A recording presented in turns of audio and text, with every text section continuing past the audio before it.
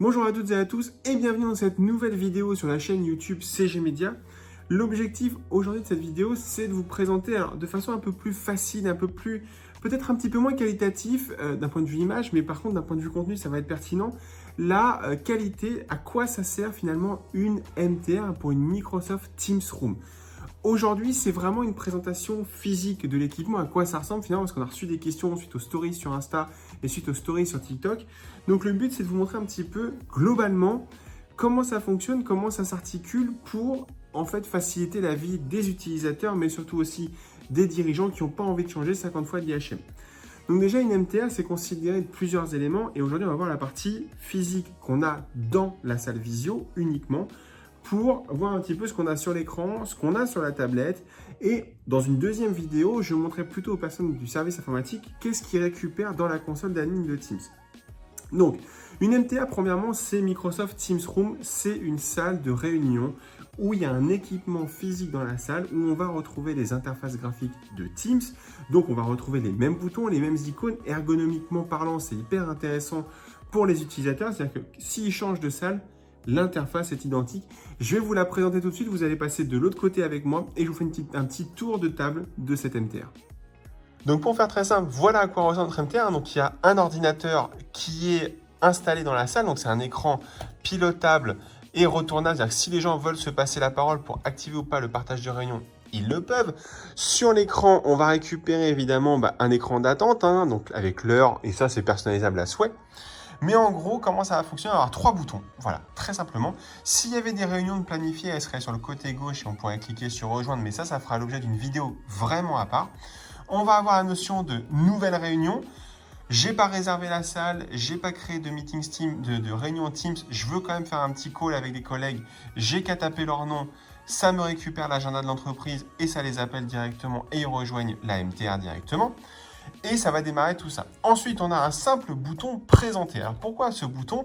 Et en fait, là, je n'ai pas connecté d'équipement, mais en fait, on va pouvoir faire une simple présentation. Pas besoin de faire de visio. On fait une présentation simple. On clique ici.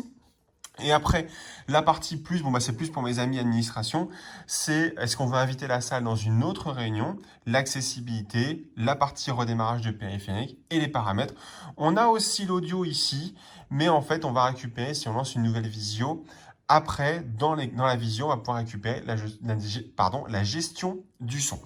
Donc, aujourd'hui, c'est vraiment la première partie, c'est vraiment ces 3 boutons. Nouvelle réunion, j'appelle un de mes collaborateurs, je peux lancer une visio ou je peux tout simplement envoyer le lien à un de mes collègues si j'en ai envie.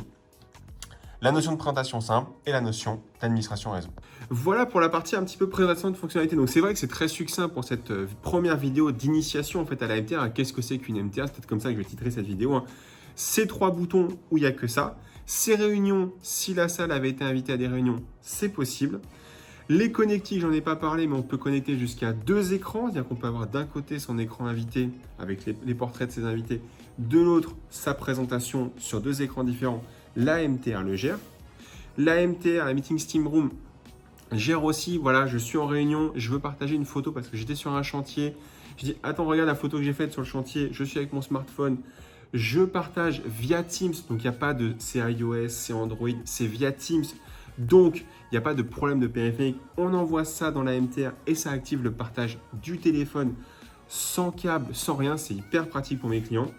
Et ensuite, il y a vraiment cette notion de simplicité, d'uniformisation de l'interface graphique. 3 boutons, c'est les mêmes partout. Alors effectivement, en fonction des pays, la langue peut changer, mais c'est les mêmes boutons, les mêmes icônes.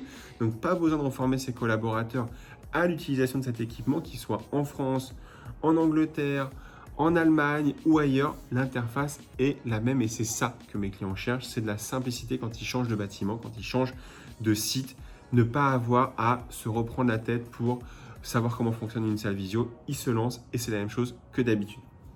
Voilà pour cette MTR. En termes de connectique, on est sur de l'USB-C, USB 3, USB 2, donc vraiment on est au top de la connectique, on peut rentrer plein de périphériques dessus si on veut. Le partage de présentation, ça se fait avec un câble HDMI ou, si on le veut, un click share, il n'y a pas de souci, il suffit qu'on le connecte, c'est tout.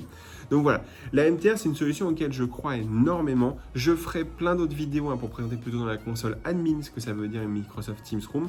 Je ferai d'autres vidéos sur les fonctionnalités avancées, je vous montrerai comment on lance une visioconférence à travers cette MTR avec mes collaborateurs.